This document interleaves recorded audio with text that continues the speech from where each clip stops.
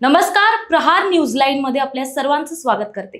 देशातील सर्वात श्रीमंत मुंबई महानगरपालिका अशी ओळख असणाऱ्या मुंबई महापालिकेच्या मुदत ठेवी अर्थात फिक्स डिपॉझिटची जोरदार चर्चा सुरू आहे।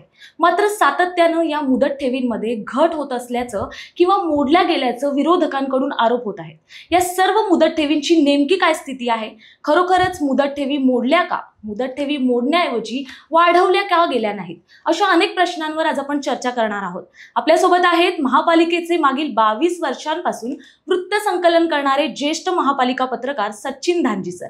सर, आपलं प्रहार न्यूजलाइन मध्ये खूप खूप स्वागत करते।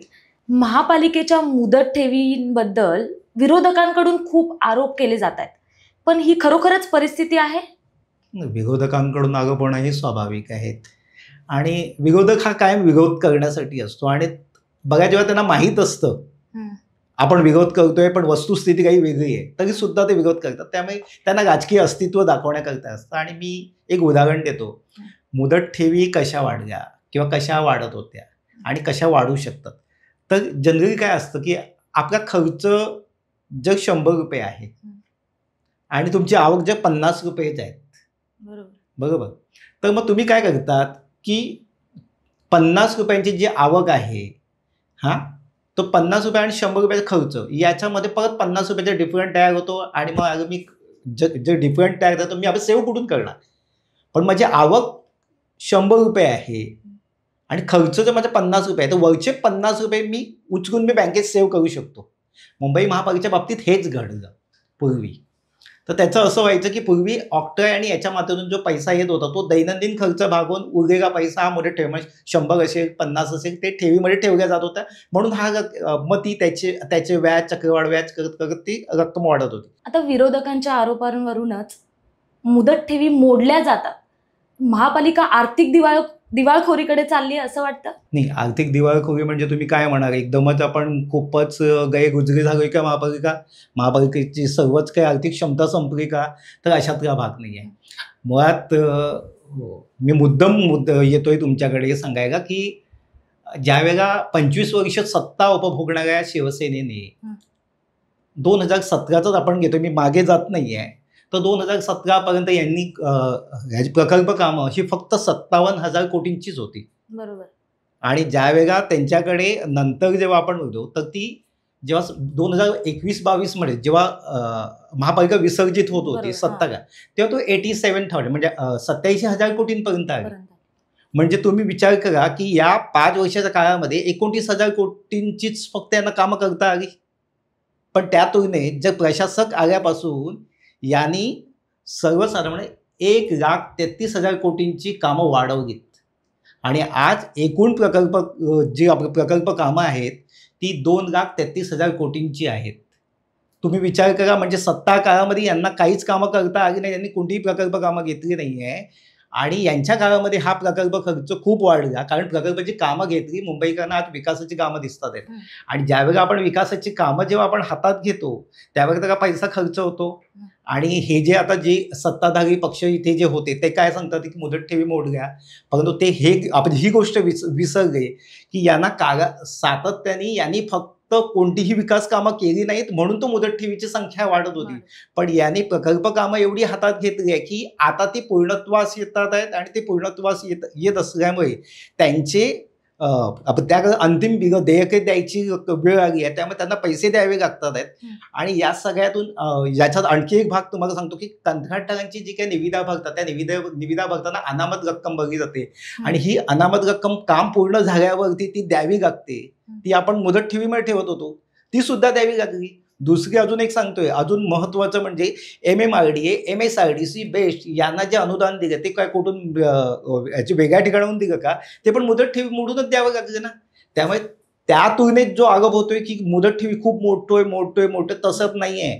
तर तुम्ही विचार करा, 91,000 कोटींच्या तुलनेत आजही 82,000 कोटी आहेत किंवा 84,000 कोटी आहेत। म्हणजे जी प्रकल्प कामं आपण मार्गी लावतोय, जे MSRDC ला दिले, ते MMRDA ला दिलेत, जे बेस्टला दिले, हे जर वगळलं तर आपल्याकडे तसा खर्च झालाय का? तर मुदत ठेवीमध्ये जेवढं खर्च करायचा तेवढाच करतोय। पण तरीही मुदत ठेवी मोडण्याची खरोखर गरज होती का? निश्चित। तुम्हाला जर एक गोष्ट आठवते का बघा, राज्याचे मुख्यमंत्री एकनाथ शिंदे झाल्यानंतर ते प्रथमच महापालिकेत आले होते आणि त्यांनी सहज विचारलं तुमचे आपल्याकडे किती पैसा आहे. तर तेव्हा आपण मला वाटतं इक्बाल सिंग चहल हे महापालिका आयुक्त होते आणि त्यांनी सहज म्हणाले आपल्याकडे 91,000 याची कोटी मुदत ठेवी आहेत. आणि हे मुदत ठेवी म्हणतात ते म्हणाले हा पैसा काय खड्ड्यात घालायचं का. त्यांचे वाक्य उद्बोधिक महत्वाचं होतं, कारण मुंबईमध्ये सातत्याने खड्ड्यांची समस्या होती आणि खड्ड्यांमध्ये पैसा जात होता. आणि म्हणून त्यांनी मग आल्यानंतर 800 किलोमीटरचे रस्ते सिमेंट कॉन्क्रीटची करण्याची कामं हातात घ्यायला लावली, कारण हा पैसा आपल्याला असा खड्ड्यात नाही घालवायचा आहे, तर तो मुंबईकरांच्या योग्य ह्याच्याकरता केला आहे. तर असेच आपण सातत्याने मग जग प्रक्रिया केंद्र असेल किंवा जग मोठ्या जलवाहिन्या किंवा त्याकरता टनेलची कामं असतील किंवा पर्जन्य जलवाहिनीची कामं आहे, कोस्टल रोड जो आता अंतिम स्वरूप प्राप्त झाला आहे, विस्तारित जो उत्तरेकडचा कोस्टल मार्गाचं काम आपण हातात घेतलं आहे, MSRDCचा जर बँड्रा वर्सोवा वगैरे आता उर्वरित सगळं महापालिकाच करते. इतर ब्रिजेस आहे, गोखले रोड पूर्णच झाले आहे, पण विक्रोळी आहे, म्हणजे अशा अनेक प्रकारची याची पुरांची कामं हातात घेतली आहेत. तर मी वेगवेगळी कामं जी विकास प्रकल्प आपण हातात घेतो, म्हणजे इव्हन आपण कचऱ्यावरती प्रक्रिया करणाऱ्या वीज निर्मिती प्रकल्प आहेत, तर अशी बरीच आहेत कामं. या व्यतिरिक्त अजून 2 कामं अजून वाढली आहेत. एक म्हणजे आपली बायोमायनिंग, ज्याला आपण म्हणजे पूर्ण कचऱ्याची विल्हेवाट पूर्णपणे गावून ती जमीन पुनर्प्राप्त करणं. म्हणजे पूर्वी आपण घेतलं होतं फक्त मुरुंडचंच काम, आता आपल्याकडे देवनारचं पण काम वाढले. तर असंही आहे ना, असे बरेच प्रोजेक्ट हातात घेतल्यामुळे त्याकरता तुम्हाला हा पैसा कुठेतरी खर्च करावा लागतोय. पण महापालिकेला मुदत ठेवी मोडण्याऐवजी त्या वाढवल्या का गेल्या नाहीत? नाही आहे, मुळात असं आहे की प्रकल्पांची कामं हातात घेतल्यानंतर त्यासाठी खर्च होणार आहे तर निश्चित आहे. आता तुमची येणारी आवक वाढली, बरोबर, म्हणजे आवक कमी झाली, खर्च वाढला. आता तरी सुद्धा जर मुंबई महापालिकेने अजून एक म्हटलं की त्याच्या आधी मी एक उदाहरण देतो. भूषण गगराणीने एका व्याख्यानमागेत असं सांगितलं, 2% मी माझ्या मुदत ठेवी मी काही ठेवू शकत नाही, माझी विकास कामं खूप महत्वाची. तर याच दृष्टिकोनातून मुंबई महापालिकेने पण एक विचार केला. मुंबई महापालिकेने मुदत ठेवीची रक्कम कशी वाढेल याचाही विचार केला. आणि म्हणून मुंबई महापालिकेने पहिल्यांदा असंच घडलं आहे की मुदत ठेवी ज्या बँकांमध्ये आपण ठेवणार त्या बँकेकडून हे मागवतो, स्वागतचे अर्ज मागवतो, कोणती बँक मला जास्त इंटरेस्ट देऊ शकते. आणि याच्याप्रमाणे आता 7-8% जायला लागलेली इंटरेस्ट. आणि त्याप्रमाणे मग कोणाची कुठे आपण 100 कोटी ठेवतो, कुठे 200 कोटी ठेवतो, कुठे 300 कोटी. पण त्या इंटरेस्टमधून आता पैसे मिळायला लागले. साधारण 200-250 कोटी आपल्याला नुसते इंटरेस्टमधून आता निव्वळ वाढायला लागले, जे पूर्वी मिळतच नव्हते. त्यामुळे असाही विचार होतोय मुदत ठेवी वाढवण्याचा. आता मुदत ठेवींमधील सर्व रक्कम जी आहे ती प्रकल्प कामांसाठी वापरली जाणार असेल तर प्रकल्प कामांपेक्षा तो खर्च कमी आहे अर्थातच. मग ते गणित कसं काय जुळवाल? 82 किंवा 83-84 हजार कोटी एवढं आपण गृहीत धरून चालू आहे आता आपलं मुदत ठेवी आहे. तर त्यातल्या जर आपल्याकडे सर्वसाधारणपणे जर आपण विचार केला तर 43,000 कोटी वगैरे जी रक्कम आहे ती राखीव निधी आहेत. म्हणजे त्यामध्ये कर्मचाऱ्यांचे पेन्शन, ग्रॅज्युएटी किंवा कंत्राटदारांची अनामत रक्कम ही राखीव असते किंवा यायचे. त्यामुळे त्याला आपण हात नाही लावू शकत. ती जर रक्कम वगैरे तर तुमच्या हातात किती राहते, तर उर्वरित 39,000-40,000 कोटी. आणि तुमचा प्रकल्प खर्च वाढला एवढा. तर हे कुठेतरी गणित साधारणं खूप कठीण आहे. आज आपल्याला तुम्ही मला सांगा की तुम्हाला हॉस्पिटलमध्ये तुम्ही जाताय, सगळं तुम्हाला मोफत हवं आहे. हॉस्पिटलचं नोंदणी शुल्क तुम्हाला मोफत देतोय. हॉस्पिटलचे चार्जेस बाहेरच्या मुंबईकरांना वाढवायचं त्याचे तुम्ही देत नाही. पाण्याचं 1000 लिटर हे फक्त 5 रुपये 24 पैसे आहे. तुम्ही 10 रुपयाची 1 लिटरची बॉटल विकत घेता, पण इथे 1000 लिटरला 5.24 पैसे सुद्धा तुम्ही द्यायला तयार नाही. म्हणजे कोणतीही वाढ करू द्यायची नाही आहे. त्यामुळे तुम्हाला होतंय का की भविष्यामध्ये हे प्रकल्प आपण पूर्ण करताना नाकी न होणार आहेत. पण यातून बरेचसे नियोजन आहे. जसं आपण मगाशी म्हणालो की खर्च जसा वाढतोय तसं महापालिकेचा तसे निर्णय घ्यावे होते. म्हणून आपण भूखंड लिगाव पद्धतीने विकण्याचा सुद्धा विचार करतोय. आत्ता 2034चा जो DCR आहे त्यामध्ये लोकांना जनतेला परवडणारी घरं उपलब्ध करून देण्याचं जो आपण हे केलं होतं त्यानुसार आपल्याला काही घरं याची प्राप्त झाली आहेत. तर त्यातली 20% आपण प्रकल्प बाधितांसाठी ठेवतोय. 426 घरांची आपण लॉटरी सोडत काढतोय, त्यातून काही महसूल मिळणार. त्यामुळे महसूल वाढीचा वारंवार प्रयत्न होतोय, पण या प्रत्येक वेळी महसूल वाढीला राजकीय दृष्ट्या विरोध होतोय.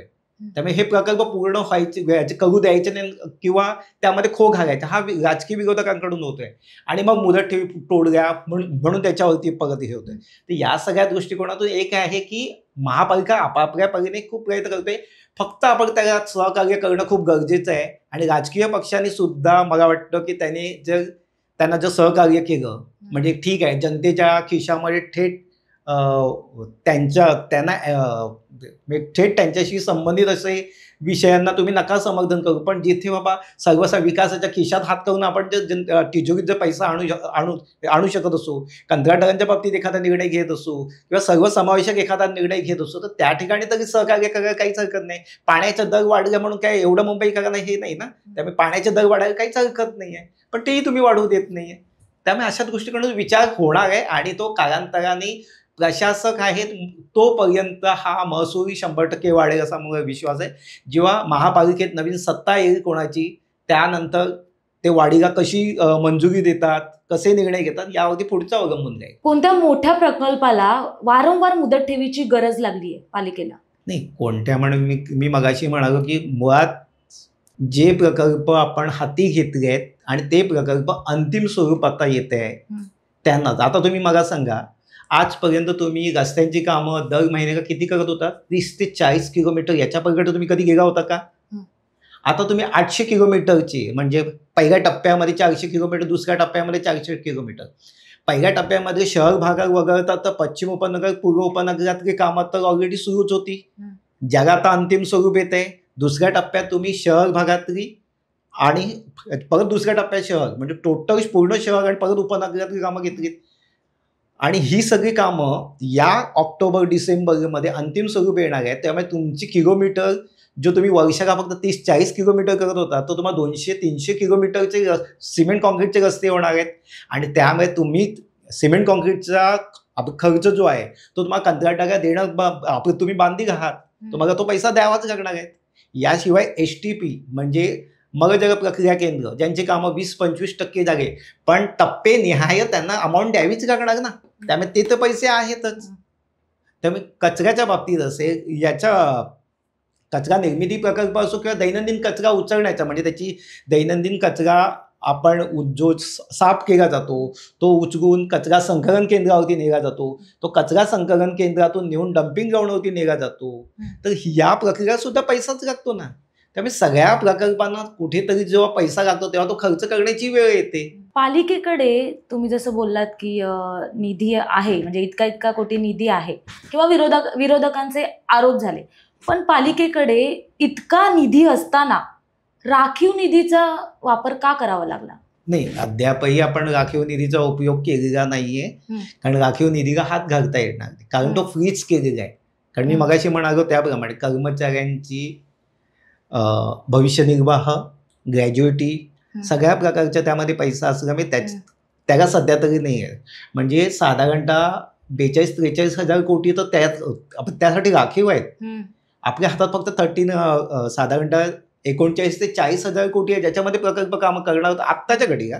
भविष्यामध्ये ही संख्या पण पुढे वाढणार म्हणजे जी खर्च आहे.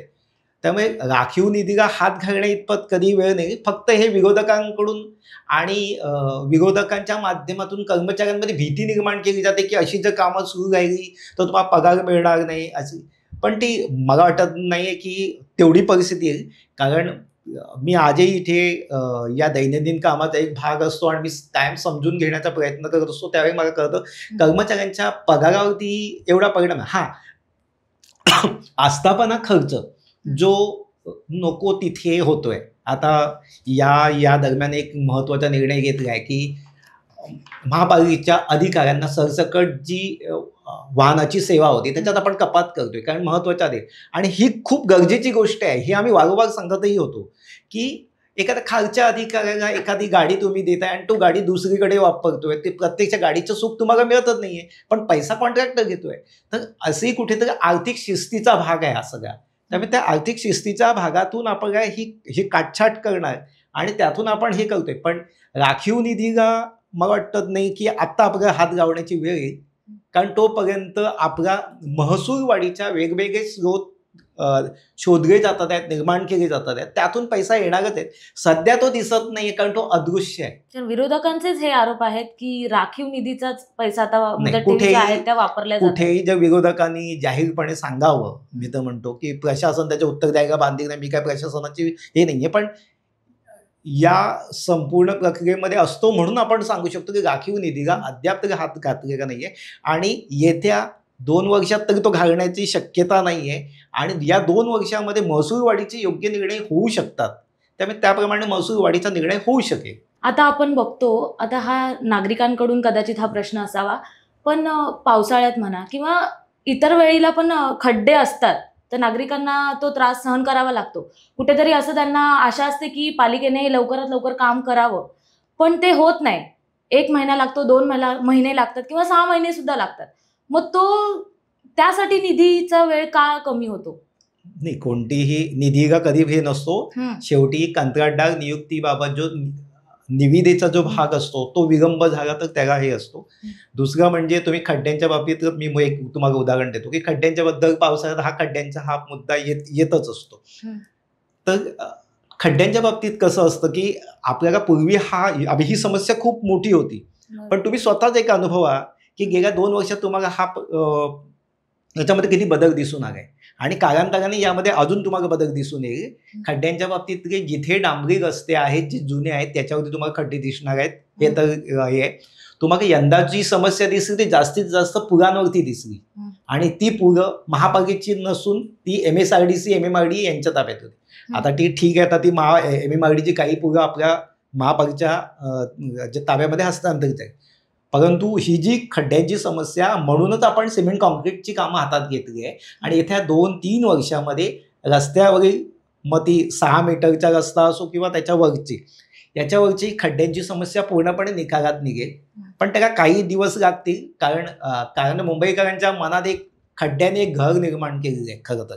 आणि प्रत्येक पावसाळ्यामध्ये जेवढं तुम्हाला एक महत्त्वाचं सांगतो की आपण एक माध्यम क्षेत्रात काम करतोय आणि खड्ड्यांच्या बातम्या ज्या मुंबईत होतात त्या तुम्हाला अन्य महापालिकांमध्ये झालेल्या तुम्ही पाहिल्यात का?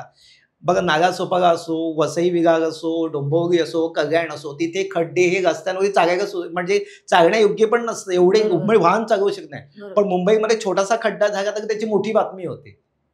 त्यामुळे मला वाटतं ही जी समस्या आहे भविष्यात येते 2 ह्याच्यामध्येच ही चांगल्या प्रकारे निकालात निघेल आणि मुंबईकरांना खड्डे शोधावे लागते रस्त्यांवरती, एवढं मला तर वाटतं. महापालिकेच्या मुदत ठेवीसारख्या चर्चांवर आज आपण चर्चा केलेली आहे सचिन नानजी सरांसोबत.